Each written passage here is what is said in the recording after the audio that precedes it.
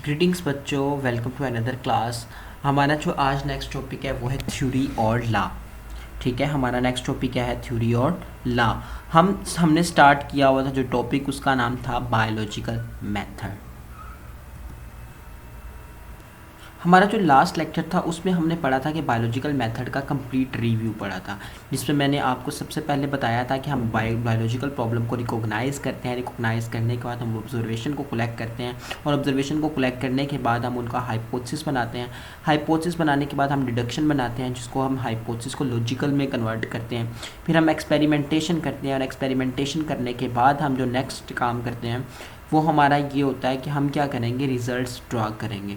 Experiment करने के बाद हमारा जो अगला काम होता है वो हमने रिज़ल्ट्स को ड्रा करना होता है। उसके लिए हम रिज़ल्ट्स को सबसे पहले समराइज़ करते हैं, फिर उन रिज़ल्ट्स की रिपोर्टिंग करवानी होती है हमने। रिज़ल्ट्स की रिपोर्टिंग करवाने के बाद हमारा ये जो हमने जो काम किया था वो हमारा एक कंक्लूजन बन जाता है। ये कंक्लूजन हमारा बन जाता है, और ये जो कंक्लूजन हमारा होता है ये एक ही इंसान ने सारा काम किया होता है। ठीक है, अब उसके बाद इसको पब्लिश करवा देता है डिफरेंट जर्नल्स के अंदर। जब ये डिफरेंट जर्नल्स में पब्लिश होता है तो ये डिफरेंट लोगों तक पहुंच जाता है। तो बहुत सारे लोग इसको अब देखते हैं, और फिर उसके बाद बहुत सारे साइंटिस्ट इस पर रिसर्च करना स्टार्ट कर देते हैं। तो उसके बाद ही थ्योरी और लॉ बनता है। तो यहाँ तक हमने अपनी स्टोरी को एंड किया था, और आज के लेक्चर में हम पढ़ेंगे थ्योरी क्या होती है और लॉ क्या होता है।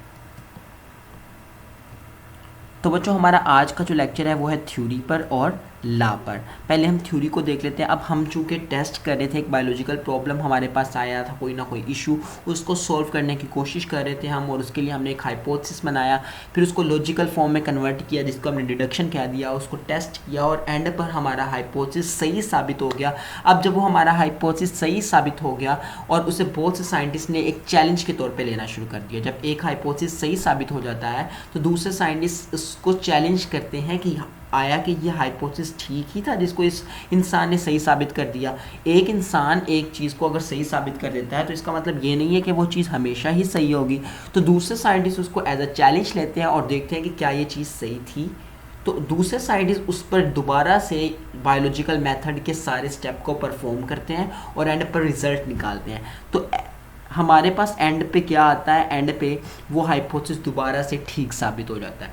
फिर एक और साइंटिस्ट इस पर रिसर्च करेगा और हाइपोथेसिस दोबारा से ठीक साबित हो जाएगा। इस तरह बहुत सारे साइंटिस्ट जब इस पर रिसर्च करते हैं और वो हाइपोथेसिस हमेशा ठीक साबित हो जाता है, तो ऐसे हाइपोथेसिस को हम थ्योरी का नाम देते हैं। तो थ्योरी की डेफिनेशन मैं कुछ यूँ करूँगा, द हाइपोथेसिस, ऐसा hypothesis that stand the test of time, जो कि टेस्ट ऑफ टाइम के साथ स्टैंड करता है। बिल्कुल स्टैंड करने का मतलब ये होता है, टेस्ट ऑफ टाइम जो वक्त के साथ साथ उसके ऊपर टेस्ट किया जाता है उसके साथ स्टैंड करता है, उसका मुकाबला करता है, उसके साथ साबित कदम रहता है, उसके साथ बरकरार रहता है, उसको हम नाम देते हैं थ्योरी का। अब यहाँ पर आपसे ये भी पूछा जाता है टेस्ट ऑफ टाइम में क्या होता है, टेस्ट ऑफ टाइम का रिजल्ट क्या निकलता है? टेस्ट ऑफ टाइम का रिजल्ट ये निकलता है कि हमारी जो थ्योरी होती है वो टेस्टेड, बहुत ज़्यादा टेस्ट किया जाता है और रिजेक्ट नहीं होती। ये होता है test of time. Test of time का रिजल्ट ये होता है कि थ्योरी को बहुत ज़्यादा टेस्ट किया जाता है और उसका रिजल्ट ये निकलता है कि वो हमारे पास रिजेक्ट बहुत कम होती है, नेवर रिजेक्टेड होती है। तो ये हमारे पास होता है टेस्ट ऑफ टाइम।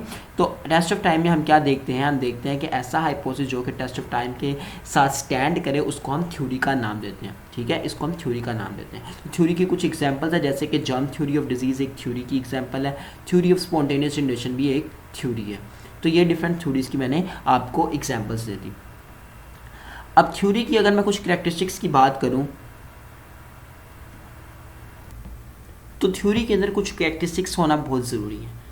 एक पहली चीज़ ये कि थ्योरी को प्रूव करने के लिए हमारे पास बहुत सारे एविडेंसेस होने चाहिए, बहुत सारे दलाइल होने चाहिए। तो पहली कैरेक्टरिस्टिक्स क्या है? A theory is supported by a great deal of evidences. Theory को प्रूव करने के लिए, सपोर्ट करने के लिए हमारे पास बहुत सारे दलाइल होने चाहिए। सेकंड, हमारे पास उसकी ये कैरेक्टरिस्टिक्स होनी चाहिए कि वेल सपोर्टेड हाइपोथेसिस, एक ऐसा हाइपोथेसिस जिसके लिए हमारे पास काफ़ी ज़्यादा दलाइल हों, तो उसको हम एक नई हाइपोथेसिस बनाने के लिए भी इस्तेमाल किया जा सकता है। ठीक है, अ वेल सपोर्टेड हाइपोथेसिस, एक ऐसा हाइपोथेसिस जिसके लिए हमारे पास काफ़ी ज़्यादा दलाइल हो, में भी यूज़, उसको इस्तेमाल किया जा सकता है as a basis of formulating further hypothesis, मज़ीद हाइपोथेसिस बनाने के लिए भी उसको इस्तेमाल किया जा सकता है। तो ये थी हमारे पास कुछ कैरेक्टरिस्टिक्स थ्योरी की। अब थ्योरी की कुछ टाइप्स होती हैं। तो थ्योरी की जो पहली टाइप होती है उसको हम बोलते हैं प्रोडक्टिव थ्योरी, और दूसरी टाइप की जो थ्योरी होती है उसको हम बोलते हैं नॉन प्रोडक्टिव थ्योरी। नॉन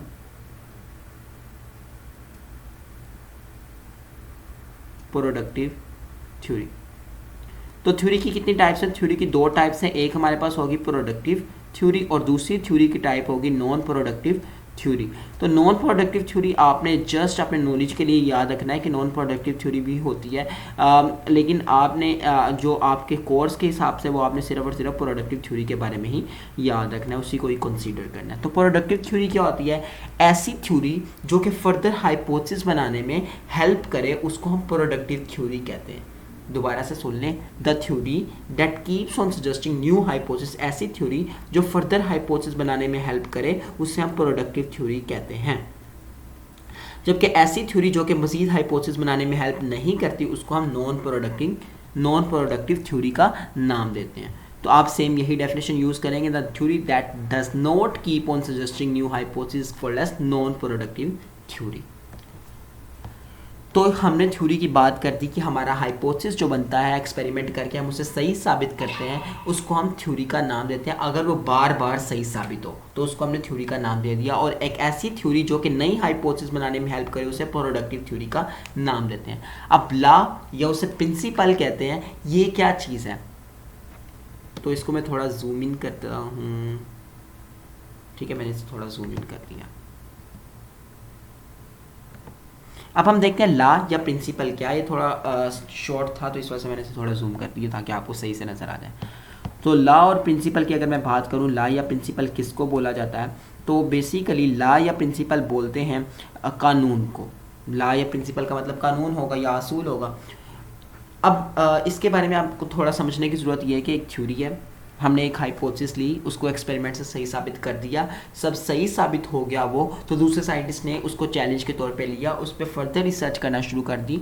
तो एट द एंड क्या निकला? वो थ्योरी बन गई क्योंकि वो सही साबित हुआ जा रहा था। एक ऐसी थ्योरी जिसको सारी दुनिया में यूज़ किया जा रहा है, दुनिया का हर इंसान तकरीबन हर साइंटिस्ट जो है या हर बायोलॉजिस्ट जो है या हर साइंटिस्ट जो है उस पर रिसर्च कर रहा है, वो हमेशा सही साबित हो रही है। अगर हम हर की बात ना करें तो मेजॉरिटी साइंटिस्ट की उसे टेस्ट करिए और एट द एंड रिजल्ट यही निकल रहा है कि वो थ्योरी हमेशा सही साबित होगी, कभी गलत साबित नहीं हो पा रही है। तो ऐसी थ्योरी को हम लॉ का नाम देते हैं। थ्योरी के लिए आपने ये बात याद रखनी है, थ्योरी गलत भी साबित हो सकती है, लेकिन एक ऐसी थ्योरी जो हमेशा सही साबित होगी और उसके बारे में साइंटिस्ट अब ये कह चुके हैं कि ये चीज़ कभी गलत हो ही नहीं सकती है, ये चीज़ एक यूनिवर्सल बन चुकी है, उसको हम लॉ का नाम देंगे। तो लॉ की डेफिनेशन कुछ यूँ होगी, if a theory survives to a doubtful approach. अगर कोई थ्योरी एक डाउटफुल अप्रोच से सरवाइव करती है, बार बार उसे टेस्ट किया जाता है उस पर शक करके और वो हर बार सही साबित होती है, and be supported by experimental evidence, और उसको साबित करने के लिए हमारे पास लातादाद एविडेंस मौजूद है, तो उस तरह की थ्योरी को हम लॉ का नाम देते हैं। इट बिकम्स लॉ, और प्रिंसिपल उसको लॉ या प्रिंसिपल का नाम देते हैं। प्रिंसिपल की या लॉ की हमारे पास कुछ एग्जाम्पल हैं, जैसे कि Mendel's law of inheritance. Mendel का एक लॉ है इनहेरिटेंस का, बायोलॉजी में जो बहुत इंपॉर्टेंट लॉ है, तो ये इसकी एक एग्जाम्पल है। हार्डी वेनबर्ग लॉ भी बायोलॉजी में एक इंपॉर्टेंट लॉ है और ये भी इसकी एक एग्जाम्पल है। तो लॉ के बारे में कुछ करैक्टरिस्टिक्स हैं, ये भी हमें याद रखनी है कि पहली करैक्टरिस्टिक्स ये है कि scientific law is a uniform और कांस्टेंट फैक्ट ऑफ नेचर। जो साइंटिफिक लॉ होता है ये कुदरत का एक कांस्टेंट फैक्ट है जो कभी चेंज नहीं हो सकता, यूनिफॉर्म है और कभी भी चेंज होने के नहीं हो सकता। अल्लाह ताला ने ये असूल बना दिया, ये कभी भी चेंज नहीं हो सकता, या कुदरत ने ये असूल बना दिया। इट इज़ अ इररिफ्यूटेबल थ्योरी, ये एक ऐसी थ्योरी है जिसको कभी गलत साबित नहीं किया जा सकता। तो बेसिकली लॉ भी थ्योरी की एक टाइप है, एक ऐसी थ्योरी जिसको कभी गलत साबित नहीं किया जा सकता, उसको हम लॉ का नाम देते हैं। और हमारी फितरत में, हमारी कुदरत में ऐसी बहुत कम चीज़ें हैं जिनको गलत साबित नहीं, क्योंकि अल्लाह ताला ने या कुदरत ने इंसान के बॉडी के अंदर तब्दीलियाँ पैदा की है और वक्त के साथ साथ नई से नई चीज़ें देखने को मिलती हैं। तो ऐसी बहुत सारी चीज़ें जिनको एक टाइम पे सही साबित कर दिया गया कि ये चीज़ ऐसे ही है और वो थ्योरी बन जाती है, लेकिन बाद में कुछ टाइम बाद पता चलता है कि ये चीज़ ऐसी नहीं थी, ये चीज़ ऐसे थी, तो उसका उनका सारा पॉइंट ऑफ व्यू चेंज हो जाता है। तो इसलिए बायोलॉजी में अभी तक सिर्फ और सिर्फ दो लॉज बने हैं, एक मेंडल्स लॉ ऑफ इनहेरिटेंस, दूसरा हार्डी वेनबर्ग थ्योरम या लॉ। तो ये लास्ट सिर्फ अभी तक बायोलॉजी में सिर्फ 2 बने हैं, और इनके अलावा बायोलॉजी में ज़्यादातर लास्ट मौजूद नहीं है, क्योंकि ये बायोलॉजी के जो लास्ट होते हैं ये कुदरत का एक यूनिफॉर्म फैक्ट होते हैं, तो इस वजह से बायोलॉजी में लास्ट बहुत कम होते हैं। तो ये था हमारा थ्योरी और लॉ का टॉपिक, और नेक्स्ट मिलते हैं एक नए टॉपिक के साथ। तब तक के लिए अल्लाह हाफिज़।